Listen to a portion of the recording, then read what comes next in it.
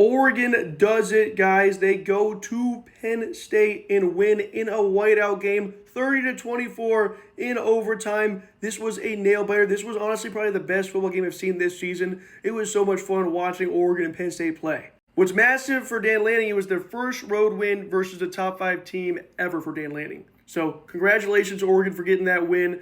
Look, this was a massive win for this team. This is one of the wins they had to get in order to make sure they make that playoff appearance this year and potentially win a national championship.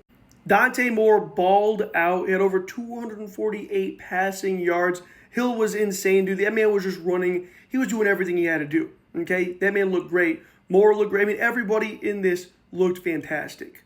Now, I will say in the fourth quarter, Oregon's they kind of slowed down a little bit. They started to let Penn State show life.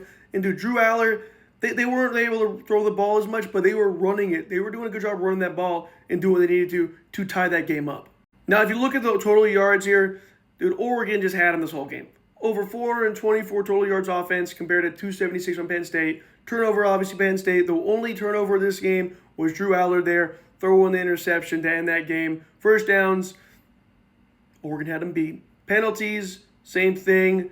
Third down conversions, they both were tied for 6. Fourth down conversions, 5 for 7 for Oregon, which was insane. 3 for 3 for Penn State. In time of possession, Oregon had more of the time of possession. But like I said, props to Oregon, man. This Oregon Ducks team looks fantastic. I enjoyed watching every second of this football game. You always love also when you get some free football in that overtime. But if you're an Oregon fan, let me know in the comments down below how you're feeling about this team. If you're a Penn State fan, how do you feel about your team? How do you feel about James Franklin not being able to clutch up and win these big games when it matters most? And make sure you hit that follow button if you guys also enjoy college football.